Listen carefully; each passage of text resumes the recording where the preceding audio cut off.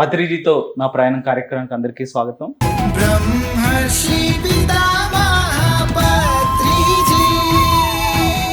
ఈరోజు మన ముందుకు వచ్చారు సుజాత గారు గద్వాల్ నుండి.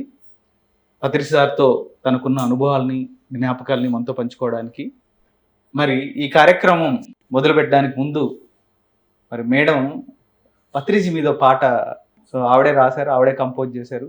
ఆ పాటతో ఈరోజు ఈ కార్యక్రమాన్ని మొదలు పెట్టుకుందాం. Madam please. Thank you sir. ముందుగా బ్రహ్మశ్రీ మహాపత్రిజీ గారికి, స్వర్ణమలకి అనంతకోటి అభిప్రాయం. అలాగే పిఎంసి ఛానల్కి ఎంతో మంది వీక్షిస్తుంటారు కాబట్టి ముందుకు నడిపిస్తున్నటువంటి పిఎంసి ఛానల్కి నా హృదయపూర్వక నమస్కారాలు, అలాగే ఉండాలని తెలియజేస్తున్నాను. నా పేరు సుజాత, దగ్గర నుంచి వచ్చాను. గురుగారి మీద పాట రాశాను. ఇంత చక్కటి అవకాశం ఇచ్చినందుకు థ్యాంక్స్. గురువుకు సలాము, పత్రిజీ సారుకు సలాము. గురువుకు సలాము, పత్రిజీ సారుకు సలాము. సారుకు సలాము, పత్రిజీ సారుకు సలాం. దివ్య జ్ఞానానికి సలాం, ఆత్మజ్ఞానానికి సలాం. దివ్య జ్ఞానానికి సలాం, ఆత్మజ్ఞానానికి సలాం. ధ్యాన పరిచయం చేసిన పత్రిజీ సారుకు సలాము. గురువుకు సలాము, పత్రిజీ సారుకు సలాము. సారుకు సలాము, పత్రిజీ సారుకు సలాం. సవిత్రమ్మ గారికి సలాం, రమణారావు గారికి సలాం. సవిత్రమ్మ గారికి సలాం, రమణారావు గారికి సలాం. పత్రిజీ సారుకు జన్మనిచ్చిన తల్లిదండ్రులకు సలాము. గురువుకు సలాము, పత్రిజీ సారుకు సలాము. సారుకు సలాము, పత్రిజీ సారుకు సలాం. ధ్యానం చేసినోళ్ళకు సలాం, జ్ఞానం పంచినోళ్ళకు సలాం. ధ్యానం చేసినోళ్ళకు సలాం, జ్ఞానం పంచినోళ్ళకు సలాం. ధ్యాన పరిచయం చేసిన పత్రిజీ సారుకు సలాము. గురువుకు సలాము, పత్రిజీ సారుకు సలాము. సారుకు సలాము, పత్రిజీ సారుకు సలాం. ధ్యాన మహిళా చిత్రకి సలాం, శ్రీ శక్తికి సలాం. ధ్యాన మహిళా చిత్రకి సలాం, శ్రీ శక్తికి సలాం. కైలాసపురికి సలాం, పత్రిజీ శక్తి స్థలకు సలాం. గురువుకు సలాము, పత్రిజీ సారుకు సలాము. సారుకు సలాము, పత్రిజీ సారుకు సలాం. సూపర్, చాలా బాగా రాశారు, చాలా బాగా పాడారు. ఇదేనా ఇంకేమైనా రాశారా సార్ మీద? చాలా అంటే 7-8 సాంగ్స్ వరకు రాశాను సార్. ఓ అవునా, వెరీ గుడ్. అయితే ప్రోగ్రామ్ లాస్ట్ లో ఇంకో పాట కూడా పాడాలి ఇది కాకుండా, సరేనా? రైట్. సో ఈ పాటలు అన్ని పక్కన పెడితే అసలు పత్రిజీ సార్ గురించి మీరు ఎప్పుడు ఫస్ట్ టైం విన్నారు? అసలు ఫస్ట్ టైం ఎప్పుడు కలిసారు సార్ని? సార్ని నేను ధ్యానంలోకి వచ్చింది 2019 సార్, నవంబర్ లో వచ్చాను. తర్వాత గురువు అంటారు, ఈ గురువు అంటే ఎట్లా ఉంటారు అనేసి అనుకున్నాను. అయితే ఈ గురువు గురించి ఎలా తెలిసిందంటే జూమ్ ఓపెన్ చేసినప్పుడు ఒక లింక్ వచ్చింది సార్. నాకు లింక్ వచ్చినప్పుడు ఆ జూమ్ లో నేను చూసాను. అయితే అనుభవాలు విన్నా నేను. శోభ మేడం గారు, ఇన్కమ్ ట్యాక్స్ ఆఫీసర్ శోభ మేడం గారు, వారి యొక్క అనుభవాలు, యాక్సిడెంట్ అయినప్పుడు, దానికి చేతి యాక్సిడెంట్ అయినప్పుడు ఆ అనుభవాలు విన్నప్పుడు అంటే ధ్యానం సర్వరోగ నివారణ నిజమా అనేసి నేను సత్యాన్వేషణ ప్రారంభించాను. Very good. అలా ప్రారంభించిన తర్వాత నేను 1 సిట్టింగ్ అంటే 4 hours అలా కూర్చునేదాన్ని sir. Day 12 hours, night 12 hours, మొత్తం 24 hours లో 20 hours మెడిటేషన్ చేసేదాన్ని. ఇందుకు సహకరించిన నా భర్తకి ధన్యవాదాలు తెలియజేస్తున్నాను. ఖచ్చితంగా ఆయనకు నిజంగా అంత సపోర్ట్ నిలబడడానికి ఆయనకు అభినందించాను. Very good. నిజంగా ఆయన లేకుండా నేను సత్యాన్వేషణలోకి నేను ఇంత సాధన చేసేదాన్ని కాదు. ఆ సాధన చేసిన కొద్దీ తగ్గించుకుంటూ వస్తా ఉన్నాను. 41 days 20 hours 18 hours 15 hours ఇలా తగ్గించుకుంటూ వచ్చాను అన్నమాట. ఒకసారి ఓంకారేశ్వరానికి వెళ్ళినాను సార్. ఓంకారేశ్వరానికి వెళ్ళి అక్కడ మెడిటేషన్ చేసుకుని ఎందుకో బుక్స్ అక్కడ కనిపించాయి, తీసుకోవాలనిపించింది. తులసిదళం బుక్ మాత్రమే కనిపించింది సార్ నాకు. అది ఎక్కడ కూడా దొరకదంట బయట, అక్కడ దొరికింది, తీసుకున్నాను. తీసుకొని చూసా, ఎవరు అంటే అప్పటి వరకు నేను సార్ని చూడలేదు, ప్రతిసారి చూడలేదు. ఆ ఫోటో చూసా, చాలా బ్రైటనింగ్ గా కనిపించారు అనమాట. బుక్ ఎందుకు చదవాలనిపించింది. Very good. చదివినాను. చదివిన తర్వాత ఓహో గురువు అంటే పత్రి సార్, పత్రిజీ సార్ని కలవాలంటే ఏం చేయాలా, నాలో ఉన్న తపన చాలా ఎందుకంటే సార్ని కలవాలి అనేసి ఒక తపన బాగా స్ట్రాంగ్ గా ఉండిపోయింది. మరి తులసి తరం బుక్ ఇంపాక్ట్ ఏమైనా ఉందా మీ మీద? సార్ ఆ బుక్ చదివిన తర్వాత 5 జన్మలు తీసుకున్నారు, ఇప్పుడు 6వ జన్మ కూడా తీసుకున్నారు. ఎందుకు తీసుకున్నారు అనేసి ఆ బుక్ చదివి నేను సార్కి ఆ మెసేజ్ మొత్తం చదివి పాట రూపంలో రాసి గురువు గారికి అందించాలి అనే తపనతో నేను ఆ పాట కూడా రాశాను. రాసినప్పుడు 21లో వార్షికోత్సవానికి, 20లో వార్షికోత్సవానికి, ఓంకారేశ్వర వార్షికోత్సవానికి గురువు గారు రావడం జరిగింది అన్నమాట. అక్కడ నుండే నాకు ఇన్ఫర్మేషన్ వచ్చింది. అక్కడ నుండి వాళ్ళు కాల్ చేసి అమ్మ గురువు గారు వస్తున్నారు అంటే నాకు ఎంత హ్యాపీ అంటే చూడాలి అనుకున్నాను కదా, ఈ అవకాశం వచ్చింది అనేసి వెళ్ళి సార్ అన్నాను. అంటే ఏంటి అన్నారు, అంటే దర్శనం అన్నాను. అంటే కలిగింది కదా అన్నారు. పాట అన్నాను. ఇలాగే మాట్లాడుకున్నారా? అసలు ప్రేమ్ చేశాను. వీళ్ళందరూ షాక్. అంటే గురువు దగ్గర ఉన్నప్పుడు చాలా మంది భయపడారు. కొంచెం చిన్న ఇది చేస్తే ఆయన తిట్టేస్తారు కదా. అంటే నాలో ఉన్న తపన గురువు గారికి అర్థమైపోయింది. ఆయన వ్యక్తి కాదు, శక్తి కదా. సో నాలో ఉన్న తపన అనేది గురువు గారికి అర్థమైపోయింది కాబట్టి సార్ అలా పాడు అనడం, నేను ఒక అమ్మలాగా ఫీల్ అయ్యేదాన్ని గురువు గారికి. సార్ ఫస్ట్ టైం పాట పాడారా? ఏం పాట పాడారు? ఒక మహానుభావుడు వచ్చారంట అన్నయ్యా, విశ్వం కోసం వచ్చారంట అన్నయ్యా, ఆ మహానుభావుడు ఎవరో కాదు చెల్లెమ్మ, బ్రహ్మర్షి పిత మహాపత్రికి చెల్లెమ్మ. పాట ఒక అన్న చెల్లెల సంభాషణలో నేను ఈ పాట రాశాను సార్. కానీ అంత బాగా అంటే మిమ్మల్ని ఏంటి ఇన్స్పిరేషన్ ఏంటి, ఎందుకు మీరు ఇన్స్పైర్ అయ్యారు పాట రాయాలని? అంటే సార్ నాకు పత్రిజీ సార్ని ఆ ఫోటో ఎప్పుడైతే చూసానో, ఆ పేరు విన్నానో, నాకు చాలా అమ్మతత్వం కనిపించింది సార్. ఎందుకంటే మా అమ్మ కూడా ఇంటికి వెళ్ళగానే ఇప్పటికీ కడుపు చూస్తుంది, ఆకలి, బిడ్డ ఆకలి చూస్తుంది.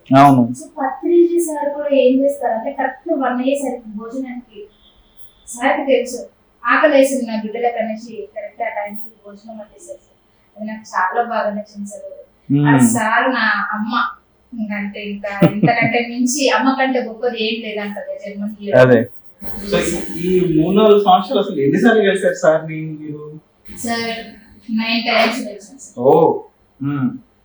9 times. అసలు ఏంటి, ఏం జరిగింది, ఏం మీకు అంతగా పత్రిజీని అభిమానించేంత ఏం జరిగింది అసలు మీ ఇద్దరి మధ్య? సార్ నేను ధ్యానంలోకి వచ్చిన కొత్తలోనే హాస్టల్ నాకు సార్ ఎన్నోసార్లు కనిపించారు. అవునా? ఆ బుక్ చూడకముందే కనిపించారు. కానీ నాకు అప్పటికి తెలీదు, ఎవరు చెప్పేవాళ్ళు లేరనమాట. అంత కాంటాక్ట్ లో కూడా నేను ఎవరికి లేను. సాధన సాధన సాధన చేసుకుంటూ ఒక పరిపక్వత చెందింది ఆ సాధన. అంటే ఏంటి, ఎవరు ఏంటి అన్నది ప్రశ్న నాలోనే ఉంది, జవాబు కూడా నాలోనే ఉంది. ఆ సాధన చేస్తే అలా వచ్చింది.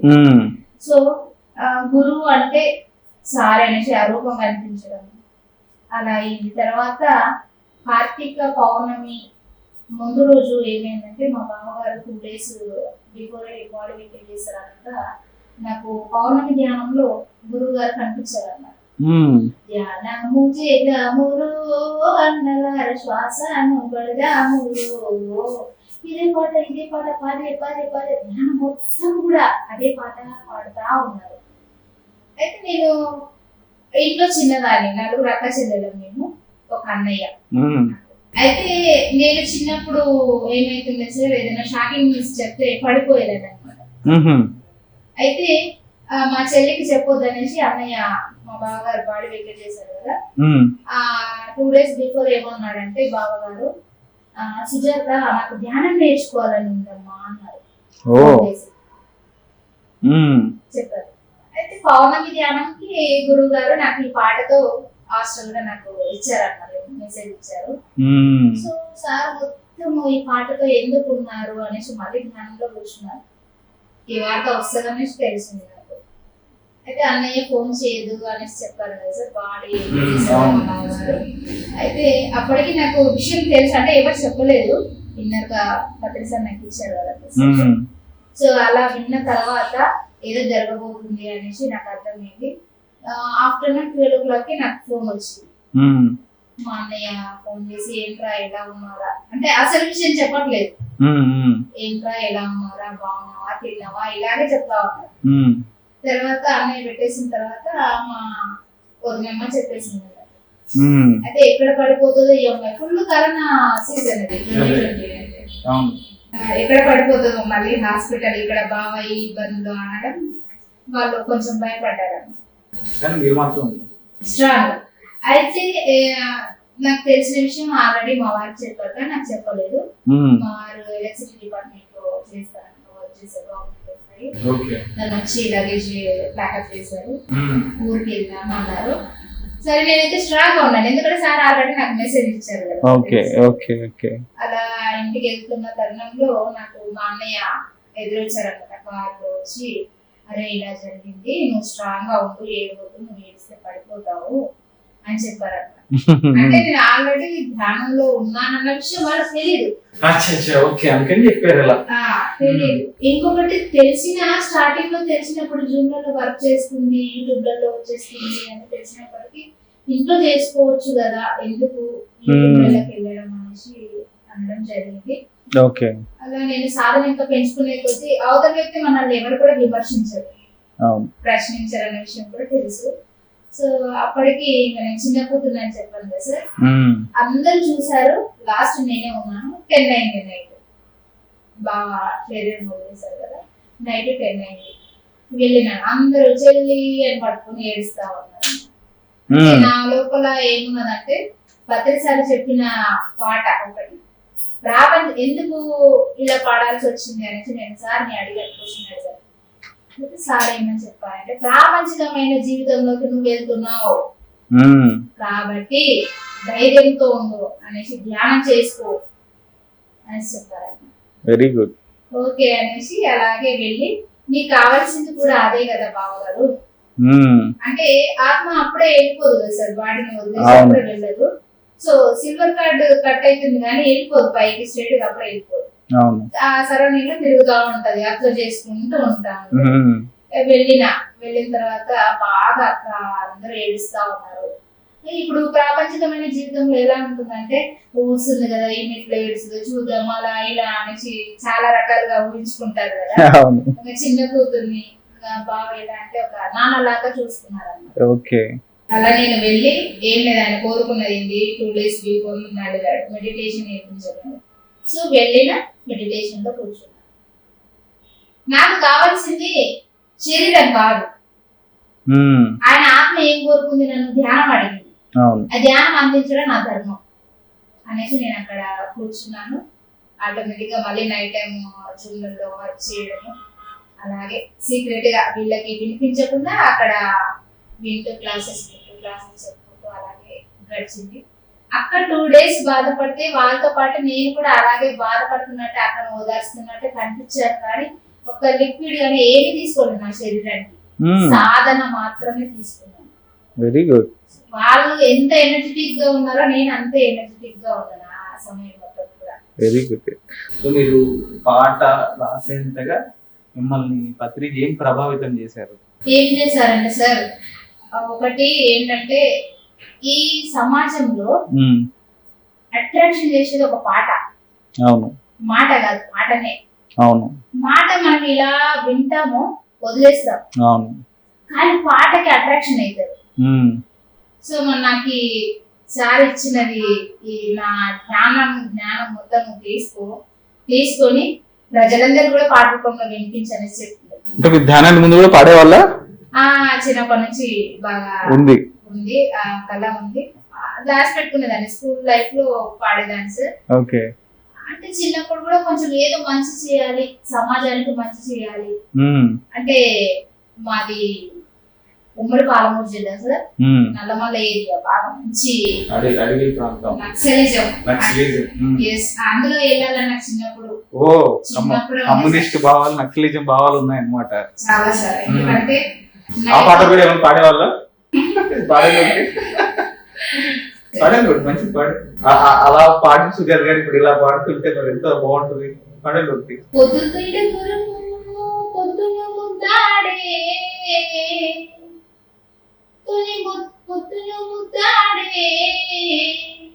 అడవిలోన చందమామ ఆకులు ముద్దాడే, చిగురాకుల ముద్దాడే, పొద్దుతిరుగుడు పొద్దును ముద్దాడే, తొలి పొద్దును ముద్దాడే, అడవిలోన చందమామ ఆకుల ముద్దాడే, చిగురాకులు ముద్దాడే.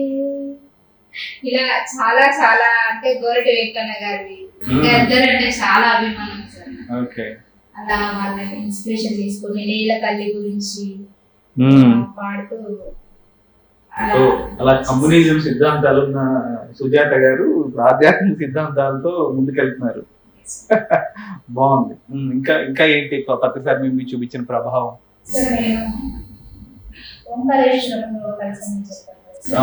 ఆ తర్వాత మళ్ళీ బీచ్పల్లికి వచ్చారు. అంటే సార్ అప్పట్లో కంటే 20 తర్వాత బాగా వచ్చారు సార్ బీచ్పల్లి. అవునా? చాలా సార్లు వచ్చారు అన్నమాట, 7 times వచ్చారు. ఓకే. అలా వచ్చినప్పుడు కర్నూలుకి వెళ్ళాలంటే ఖచ్చితంగా బీచ్పల్లికి వచ్చేవారు. అవును, ఖచ్చితంగా వచ్చేవారు. అంతకంటే ముందు అంత రాకపోయేవారు. అవును. 20 తర్వాత బాగా వచ్చారు అనమాట. 21 లోనే మాక్సిమం ఒక 4 times 5 times వచ్చాడు. నేను మెడిటేషన్ లో కూర్చొని ఇలా నేను చూడాలనిపిస్తుంది అనేసి ఒక్కసారి అమ్మతో అంటే పతంజలి సార్తో చెప్పుకుంటే ఇలా దర్శనం నెక్స్ట్ డే ఖచ్చితంగా. ఓకే.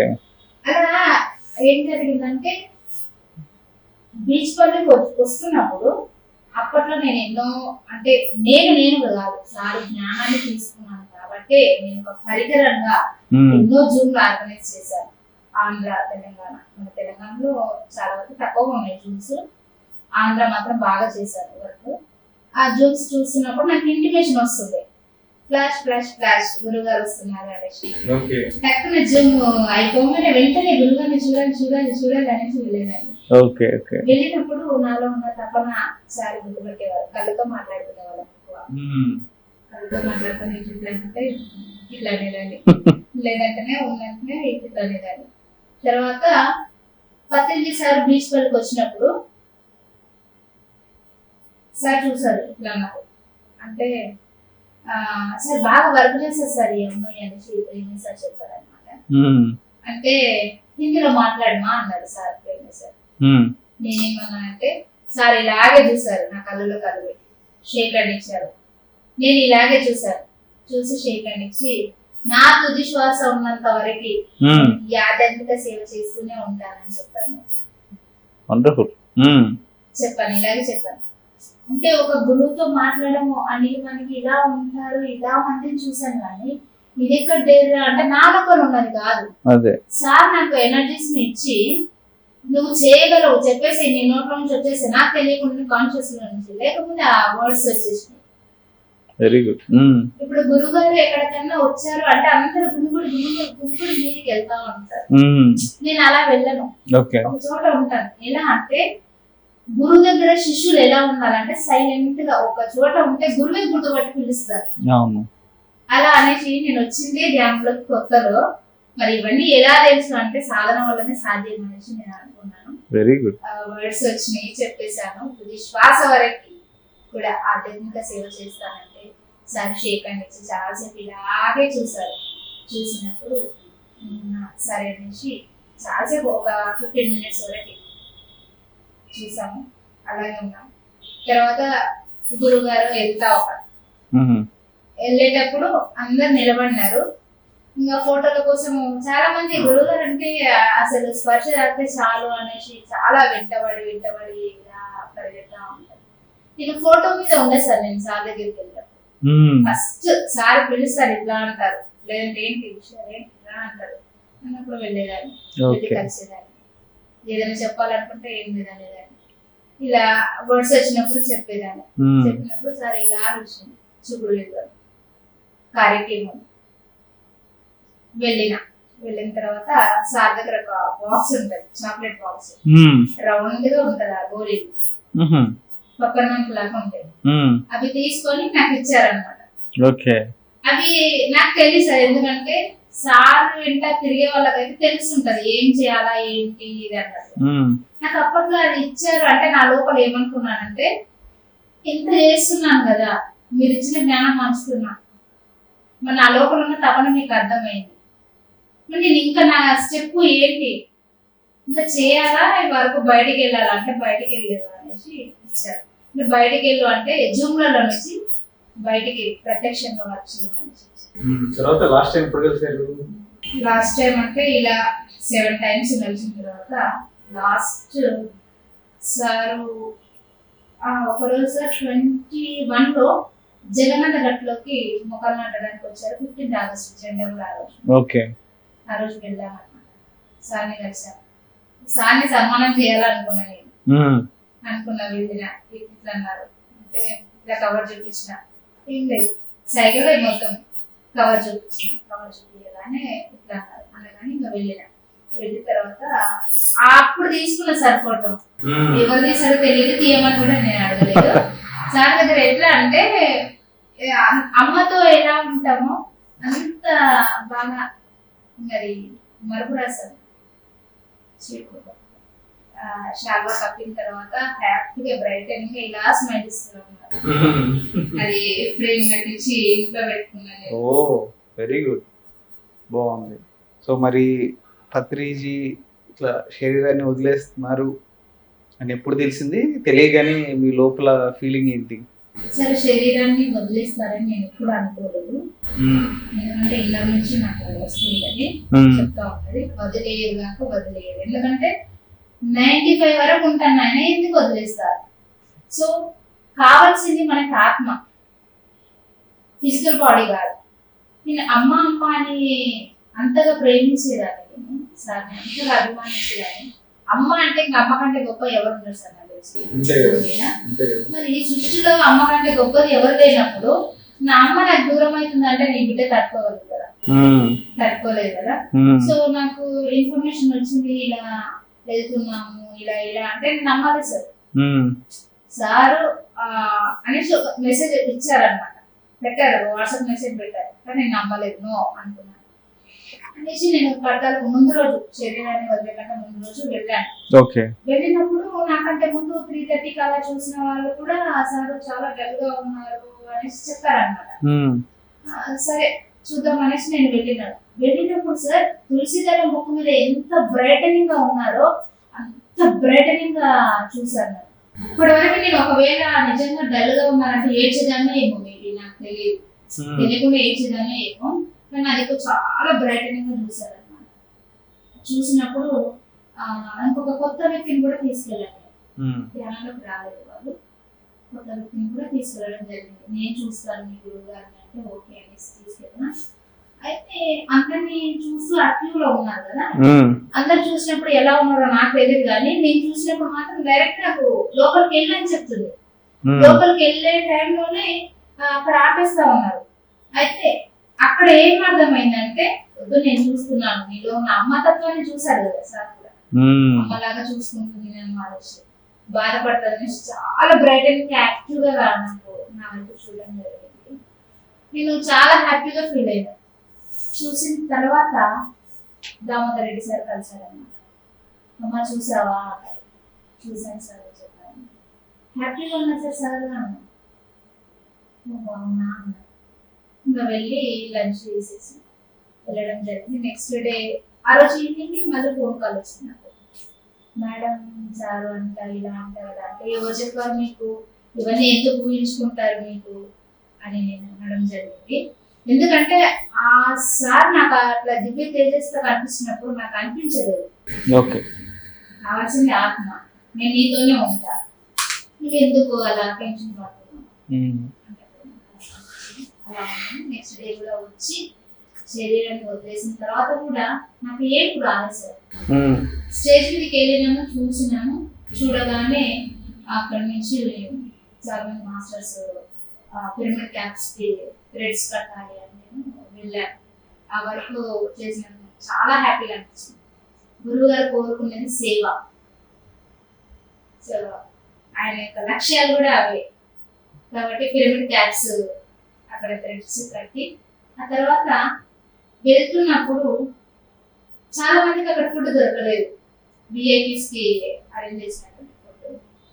సో అక్కడికి వెళ్ళి ఫుడ్ నాకు లభించింది సార్. అక్కడ ఫుడ్ తిన్నాను, మా పక్కన నాకు షాక్, ఏంటి మేడం మీకు మీతో పాటు మేము వచ్చాము, మాకు ఫుడ్ లేదు, మీకు ఫుడ్ దొరికింది, మేము ఇప్పుడు ఎక్కడ వెళ్ళాలా అనేసి, అంటే చాలా మంది వచ్చారు, చాలా మంది వచ్చారు, అలా ఎర్లీగా మీకు తొందరగా దొరికింది అనేసి మేము అటు నుంచి వెళ్ళగానే నెక్స్ట్ స్టెప్ పత్రిజీ శక్తిస్థాయిలో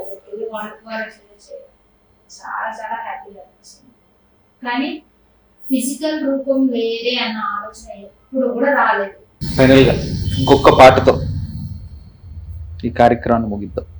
జయ హో బ్రహ్మర్షి పత్రిజీ, జయ హో బ్రహ్మర్షి పత్రిజీ, జయ హో బ్రహ్మర్షి పత్రిజీ, జయ హో బ్రహ్మర్షి పత్రిజీ. నీ శ్వాసే నీ గురువన్నారు, నీ గురువే నీ శ్వాసన్నారు, నీ శ్వాసే నీ గురువన్నారు, నీ గురువే నీ శ్వాసన్నారు. జయ హో బ్రహ్మర్షి పత్రిజీ, జయ హో బ్రహ్మర్షి పత్రిజీ. కుటుంబ ధర్మము పాటించమన్నారు, శరీర ధర్మము పాటించమన్నారు, సంఘ ధర్మము పాటించమన్నారు. ఈ సత్యమైన ధర్మాలు ఎవరు చెప్పరు, ఈ సత్యమైన ధర్మాలు ఎవరు చెప్పరు. జయ హో బ్రహ్మర్షి పత్రిజీ, జయ హో బ్రహ్మర్షి పత్రిజీ, జయ హో బ్రహ్మర్షి పత్రిజీ, జయ హో బ్రహ్మర్షి పత్రిజీ. వెరీ గుడ్ మేడం, వండర్ఫుల్గా పాడారు. Thank you madam. గద్వాల నుంచి మేము అడగగానే పిఎంసి స్టూడియోకి వచ్చి పత్రిజీతో మీకున్న అనుభవాలను జ్ఞాపకాలని మాతో పంచుకున్నందుకు thank you. Thank you sir, thank you so much. మరి మీరు కూడా నాకు ఇంత చక్కటి అవకాశం ఇచ్చి పత్రిజీ సార్తో ఉన్నటువంటి మా యొక్క అనుభూతులను పంచుకున్నందుకు మిమ్మల్ని కృతజ్ఞతలుగా కోరుకుంటూ అందరినీ విశ్వవ్యాప్తంగా కూడా ఈ జ్ఞాన ప్రచారము, జ్ఞాన జగత్తు, శాకాహార జగత్తు, పిరమిడ్ జగత్తు అందిస్తారని కోరుకుంటూ నమస్కరిస్తున్నాను. థ్యాంక్ యూ అండి. చూసారు కదండి సుజాత గారి అనుభవాలు, జ్ఞాపకాలు. రేపు మరొక పిరమిడ్ మాస్టర్తో మళ్ళీ రేపు కలుద్దాం. Thank you.